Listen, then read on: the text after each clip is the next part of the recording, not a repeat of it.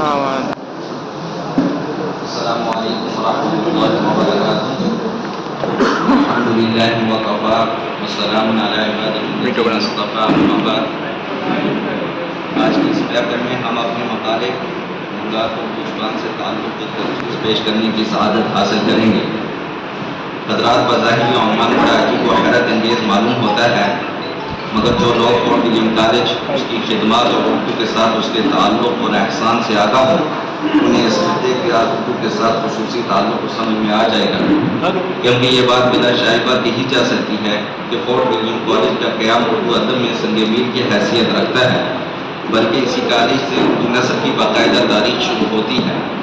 سامعین کرام، اردو کے ایک عظیم غیر ملکی موسیقی جوان گلکرسٹ کی کوششوں سے جولائی 1800 میں فورٹ ولیم کالج کی بنیاد پڑی اور اردو نثر کا شیرخوار بچہ توانا و طاقتور ہوا.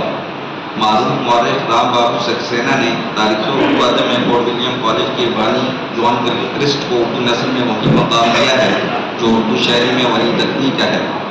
اسی ادارے فورٹ ولیم کالج کے تحت ملک کے دور و عرض سے بکثرت مصنفین و ادبا نے وہ بلند پایا اور عظیم المثال کتابیں لکھی جو آج تک اردو ادب کا گران قدر سرمایہ تسلیم کی جاتی ہیں. حضرات، یہ اٹل حقیقت ہے کہ فورٹ ولیم کالج میں ہندوستان کے نامور شاعروں اور ادیبوں کے اجتماع نے کلکتہ اور بنگال میں ادبی ماحول پیدا کرنے اور نثر نگاری کی فضا سازگار کرنے میں مدد دی. میر امن دہلوی، مظہر علی خان، حیدر بخش حیدری، میر بہادر علی حسینی، میر کاظم علی جوان اور خلیل علی خان اشق جیسے اہل قلم کالج میں یکجا نہ ہوتے تو بنگال میں اردو ادب کی کوئی خاص جگہ نہ ہوتی اور فورٹ ولیم کالج کے ذکر کے بغیر اردو ادب کی تاریخ مکمل ہو جاتی. بحوالہ بنگال کا اردو ادب از پروفیسر جاوید نہاد.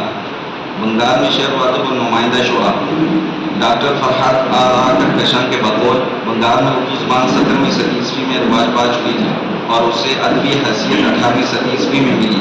18ویں صدی کے اواخر اور 19ویں صدی کے اوائل کو بنگال میں شعر و ادب کا ارتقائی دور کہا جا سکتا ہے. 18ویں صدی کے نصف تک شہر مرشدآباد بنگال میں ادب و ثقافت کا مرکز بن چکا تھا.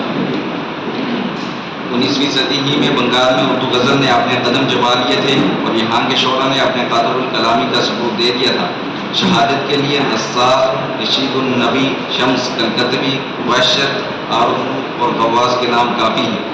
حضرات، آزادی کے بعد بنگال کی اردو غزل بھی ملک کے دوسرے حصوں کی غزلوں کی طرح بدلتے ہوئے سماجی اور سیاسی حالات اور عالمی ادبی نظریات سے متاثر ہوئی. اس دور کی غزلوں میں کلاسیکی روایت سے بغاوت، نئی علامتوں اور پیکروں کے استعمال پر زور دیا گیا اور فنی اسلوبیاتی تبدیلیاں رونما ہوئیں.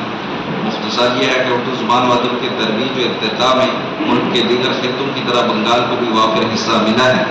فورٹ ولیم کالج کے کلکتہ میں قیام سے اردو زبان اور بنگال کا رشتہ مزید مضبوط و مستحکم ہو گیا ہے اور بنگال کو بھی اردو کی تاریخ کے ہر دور کا شاہد بنا دیا ہے.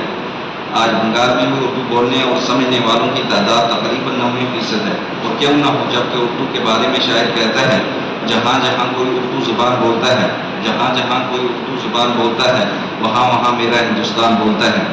بس انہی چند معروضات پہ میں اپنی بات ختم کرتا ہوں. وآخر دعوانا ان الحمد للہ رب العالمین. شکریہ.